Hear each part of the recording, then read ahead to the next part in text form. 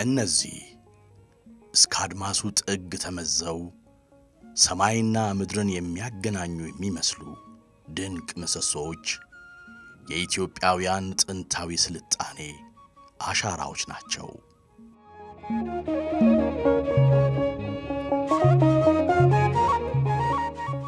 ዛሬም ድረስ ከነግርማ ሞገሳቸው ቆመው የምናያቸው እነዚህ ሐውልቶች የኢትዮጵያውያን ቀደምት የልዕልና ዘመን የሚያመላክቱ ሕያው የታሪካችን መገለጫዎች ናቸው።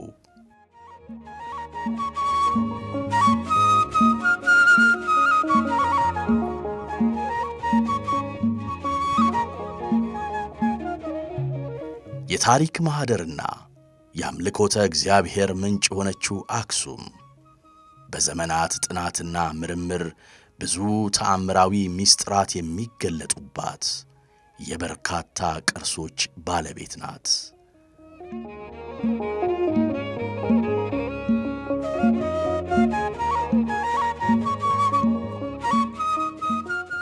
እዛም እዚህም ወድቀው በሚታዩ በርካታ ፍርስራሽ ቅርሶቿ እይታ ስትታይ ይህች ታሪካዊት ምድር ገና በአግባቡ ያልተጠናች ከከርሰ ምድር በታች ያለች ምስጢራዊ ዓለም ነች ያስብላል።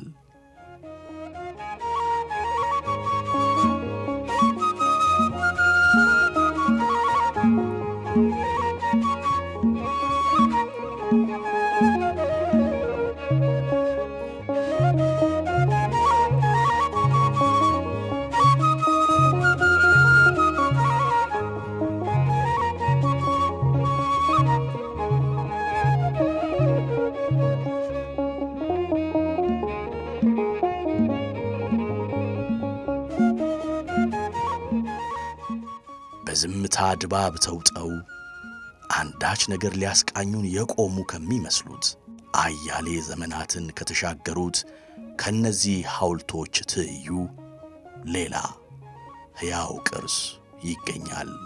የቃል ኪዳኑ ታቦት ማደሪያ የሆነው የቅድስት ድንግል ማርያም ቤተ ክርስቲያን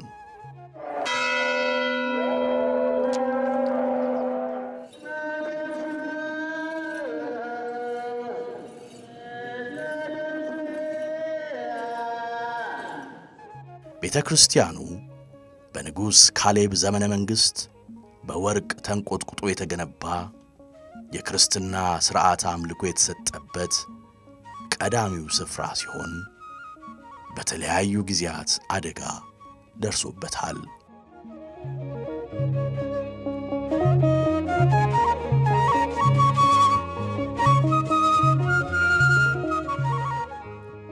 ሆኖም በእምነቱ ተከታዮች ብርታት በየጊዜው ዳግም እየተገነባ እስካሁን ድረስ መሠረቱን ሳይለቅ አገልግሎት በመስጠት ላይ ይገኛል።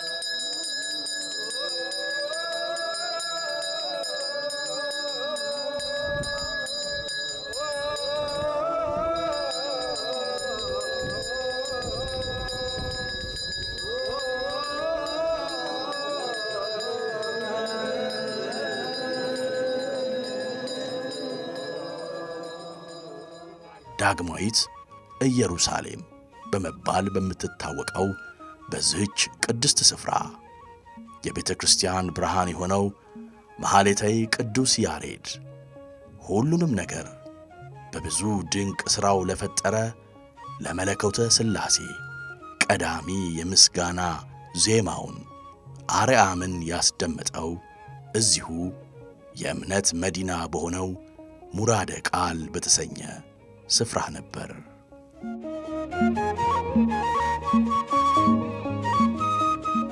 ለአብ ምስጋና ይገባል፣ ለወልድ ምስጋና ይገባል፣ ለመንፈስ ቅዱስ ምስጋና ይገባል። ከጽዮን አስቀድሞ ሰማይና ምድር ፈጠረ። ዳግምም ለሙሴ የጽዮንን ድንኳን ይሰራላት ዘንድ አሳየው ሲል ነው ለመጀመሪያ ጊዜ ዜማውን የጀመረበት። ቅዱስ ያሬድ በሶስት ቦታ ላይ ነው ትልቅ ስራ የሰራ በአክሱም። አንደኛ በዚህ ሙራደ ቃል፣ ሁለተኛ አብርሃ ወአጽብሃ ለመጀመሪያ ጊዜ ለእመቤታችን ባሰሩት ወይም ባሳነጹት ባለ 12 ቤተ መቅደስ ውስጥ አንቀጸ ብርሃን የሚባለው ምስጋና በእመቤታችን ስዕሏ ፊት ለፊት ቆሞ በእዝል ዜማ ሲያመሰግን በእግዚአብሔር ኃይል አንድ ክንድ ከስንዝር ከመሬት ከፍ ብሎ አየር ላይ ቆሞ ነው ያዜመው።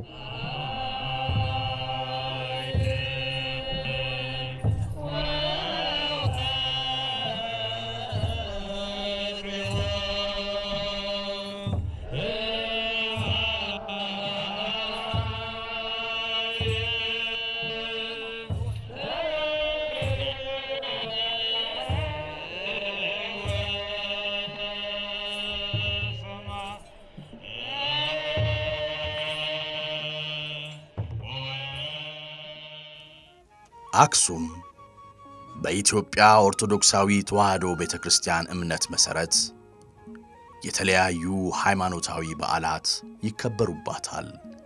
ከነዚህ ውስጥ በየዓመቱ ኅዳር 21 ቀን በታላቅ ድምቀት የሚከበረው የእመቤታችን የድንግል ማርያም መታሰቢያ በዓል ኅዳር ጽዮን አንዱ ነው። ከሀገር ውስጥና ከመላው ዓለም በርካቶች ይታደሙበታል፣ ጸሎታቸውን ያደርሱበታል።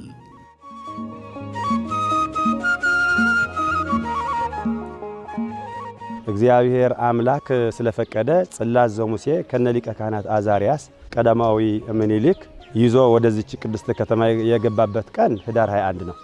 ከዛ ቀጥሎ ነገስታት አብርሃ ወአጽብሃ ቤተክርስቲያኑን የመሰረቱትና የመረቁበት ታቦተ ሕጉ የገባበትም ኅዳር 21 ቀን ነው። ዘካርያስ ራእየ ተቆመ ማኅቶት እየተባለም የሚከበረው ኅዳር 21 ቀን ነው።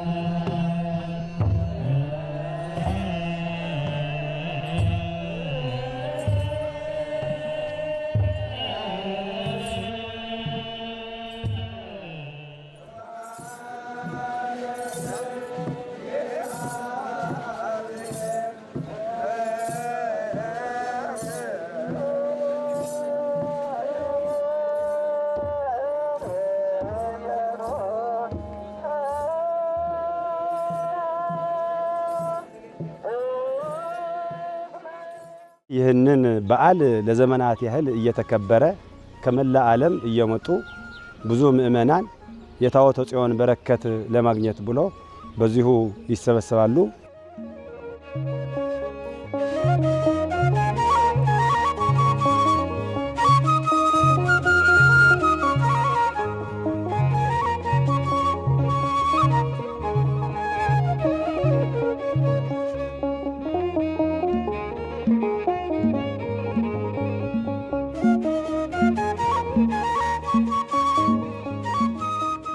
የሚያገኘው በረከት ደግሞ በድርሳነ ጽዮን እንደተጻፈው ታቦተ ጽዮንን መጥቶ የተሳለመ መጥቶ ስዕለት የሰጠ መባ ይዞ የመጣ እስከ 300 ትውልድ ምሬዋለሁ ብሎ እግዚአብሔር አምላክ ለእመቤታችን የሰጣት ቃል ኪዳን ነውና ሁሉም የዓለም ሕዝብ እዚሁ ርዕሰ አድባራት ወገዳማት አክሱም ጽዮን ቤተክርስቲያን እንዲውል በረከት ረድኤት ከሷ እንዲያገኝ ጥሬን አስተላልፋለሁ።